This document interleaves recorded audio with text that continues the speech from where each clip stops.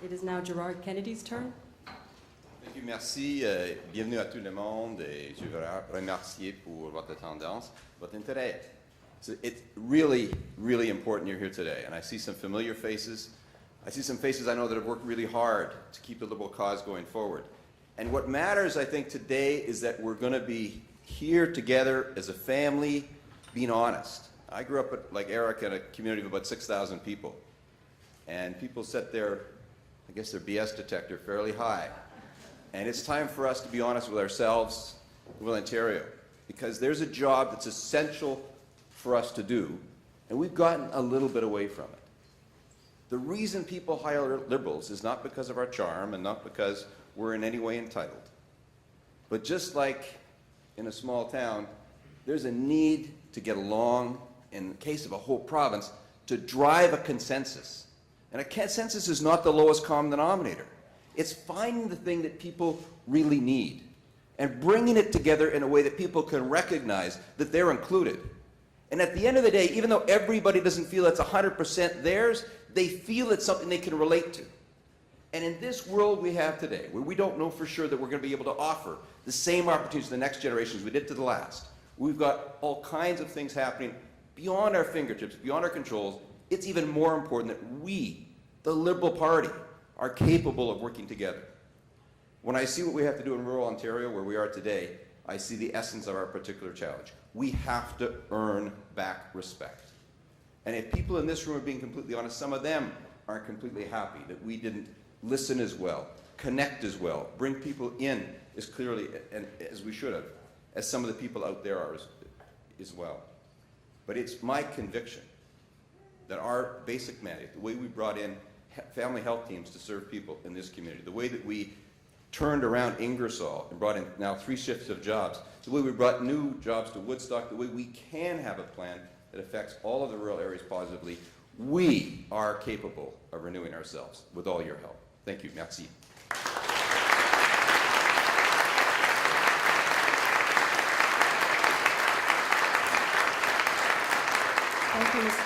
Thank you, Mr. Kennedy. Our next speaker, Glenn Murray. Je suis fier de notre parti. Ce n'est pas juste nous autres ici, mais c'est vous, les militants du Parti libéral, la cour de notre parti. Et ensemble, nous construisons un avenir fort et dynamique pour notre province. I'm very excited. I have taken on some big challenges in my life before. I led a city that was nearly bankrupt, back to financial health and reduced taxes. I built an AIDS clinic at a health center in the middle of an AIDS clinic. I've run and built my own business. I've led some of the most important not-for-profits. I've proudly been a minister in this team, and I've led governments before. I am ready to be Premier the day after the convention.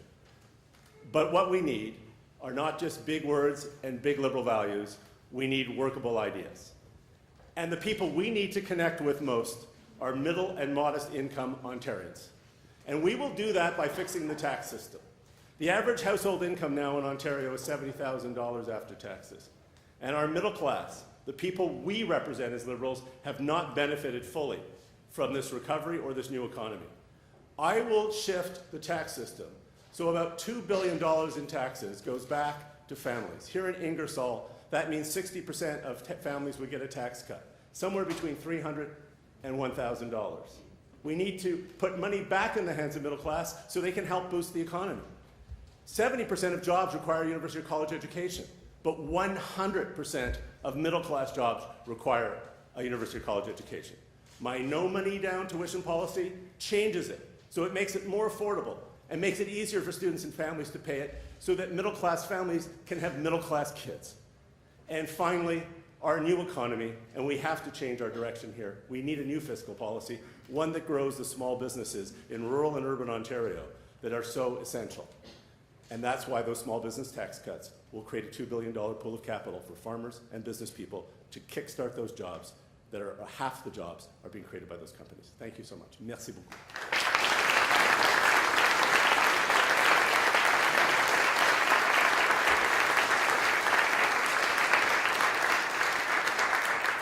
Thank you, Mr. Murray.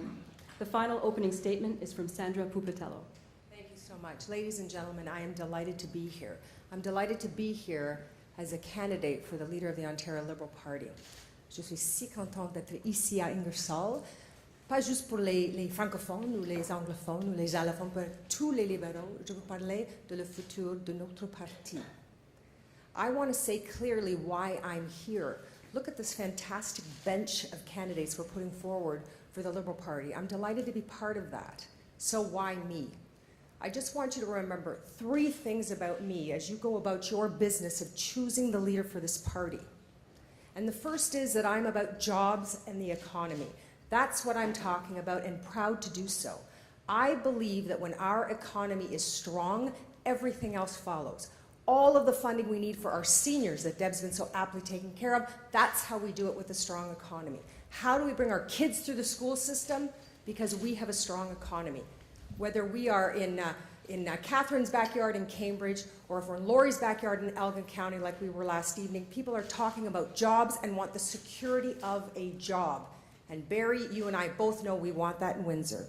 The second thing to remember is who I am and where I come from. Because I think it tells people, when you know where they come from, you know something about them. I was born the daughter of Italian immigrant parents. We grew up in a modest home. We knew the value of our money and how much we could spend every week on groceries. Those kinds of things stick with you. I will bring those kinds of values. I want to earn the public's trust when it comes to taking care of their money. I did that as a minister, and I do that in my own world as well. And the third thing is that what you see is what you get. It has worked for me for 16 years as the MPP from Windsor. Windsor, where through thick and thin we're loyal. Through thick and thin we keep working. And through thick and thin we come out stronger. That's what I will bring to this leadership. That's what I will bring to the office of the Premier. When things are tough out there, and it is tough this year, I've had the good fortune of being on the outside this past year, watching and wishing that we would talk about the economy, what the people are talking about. Thank you for letting me be here with all of my terrific candidates today. Thank you.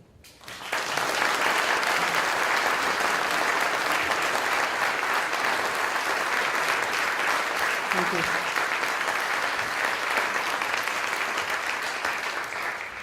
Well, thank you very much for your opening statements, candidates. Now we will begin the question and answer portion of today's debate. These questions were submitted by members of our party by email over the last week. The candidates and their teams know the general subject matters, but they haven't heard the specific questions. Each candidate will be given 1 minute to respond, and again, the order of the answers was determined by lot. And once again, we remind everyone in the room to please show respect for all of our candidates. Our first segment today is about rural issues, and the first question is, what is your top priority for rural Ontario? What would you do to reconnect our party with rural communities which once formed the core of our constituency? Our first candidate to respond today, as determined by lot, is Harinder Takar. The first and the foremost important thing for me, for the rural economy, will be to make rural economies sustainable. Create jobs in the rural economy, but also make sure that the agriculture actually becomes the major contributor in this province. In order to do that, actually, I will have a fund established to promote export of agriculture products to the developing countries. The second part I will do is I will also establish research, innovation, and development fund for the rural Ontario, so that we can actually look at the products that we produce in our agriculture communities, but more importantly, how can we actually sell it to the global markets. So that's exactly what I will do, but I will also create, in addition to this, the incentives for the young people to actually get into the workforce and actually make agriculture their top priority. Thank you very much, Mr. Takar. Our second person to answer is Sandra Pupatello. It is about jobs. It's about jobs in rural Ontario. And in my view, everything else will follow. And what I've heard, even in this short window of a 3-month campaign, I've been to rural Ontario. I believe the Premier actually not just talks about it, but goes to rural Ontario to see what works. The reason I could land a brand new plant by Kellogg's in Belleville is because I went to Belleville. It's how you do it. We went out to the world and we brought the world to rural Ontario. If I have that chance to be Premier, I will do it again. 50 new jobs or 100 new jobs in these towns and rural parts of our great province matters to these communities. and other things will follow. The kinds of things we need to see, like healthcare, how seniors can get to and from appointments, that's about transportation issues in rural Ontario that we need to be mindful of. I'm prepared to do that, and I will hit the ground running. Thank you. Thank you very much, Ms. Lupatello. The next answer is to Charles Sousa. Well, thank you for the question. And as I mentioned earlier in my opening statement, part of the issue that we heard loud and clear in the last election was that we weren't listening. And we know we need more local engagement. Certainly over the past 5 years since I've been in elected office, I have traveled around the province. More recently in this campaign, I've gone throughout southwestern Ontario and eastern Ontario. And a number of people came out with some great ideas. What we need to do is implement them. The whole idea around creating jobs is putting incentives in place to enable that to be so. So for example, here in Ingersoll, we have a great agribusiness underway. We know that the quotas is something that we want to safeguard in order to assure our agribusiness. But we also want secondary new manufacturing. Mary told me when I was here, and this is not a fictitious Mary, it's a real Mary, she said she wants her children to also to work within the communities in which she resides. This is important as well. So I tell you, there's a release I just put out around the various implementation. One of them is allowing small business greater access to our economic development funds so that they too can succeed. These are the kind of initiatives that I would put forward. Thank you. Thank you very much, Mr. Thanks very much, Mr. Sousa. Mr. Kennedy? Well, there's lots of Charles and Harinder and Sandra saying that makes sense. But I think the first thing we have to do is restore confidence in Liberals in rural Ontario. I mean, we do have members, and they're very good members still with rural representation, but we have to acknowledge we made some mistakes. And so there's things that we can improve, things on the FIT program, things we can do in terms of signing of windmills. There's things that we can do, and that John Wilkinson, thankfully, is involved in trying to get a better answer to in terms of slots at racetracks, in terms of something instead, a sustainable industry there. The point is, we need to be making the effort. We are capable, nous sommes capables, to have everyone in the House, but we have to demonstrate it, and we've got to be able to take the first step forward. There's nothing wrong with us being able to put forward new ideas about how to do the things that we've done, and it's the first step. People believe in us. The great work that Sandra and Joe Cordiano's other did bringing jobs to this area, we don't get credit for because somehow the people out there in the picket lines I stopped to talk to, they think we're out of touch. We cannot be out of touch. We've got to not just roll up our sleeves like I did on a carrot harvester last week up in Holland Marsh, and I'm sure there weren't many delegate votes there. We just simply have to make the changes first to reconnect with rural Ontario, where we came from in the first place as a party. Thanks. Thank you, Mr. Kennedy. Mr. Hoskins? I believe that for Ontario to be successful, we need a strong rural voice, strong rural communities, and a strong rural economy. The first platform that I released as candidate was my Respect for Rural Ontario candidate, and I released it. It's a 25-point plan. I released it yesterday in my hometown of Simcoe. And it includes, and I should say there are two parts in terms of the strategy, and I also have endorsed Louver and all these former MPP Louver and all these rural route strategy for the Ontario Liberal Party in terms of how we can best reconnect and rebuild our important relationship with rural and small town Ontario. But my strategy, my platform contains, of course, jobs in the economy is vitally important.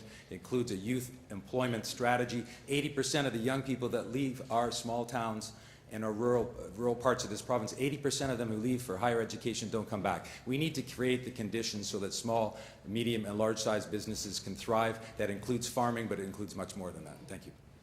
Thanks very much, Mr. Hoskins.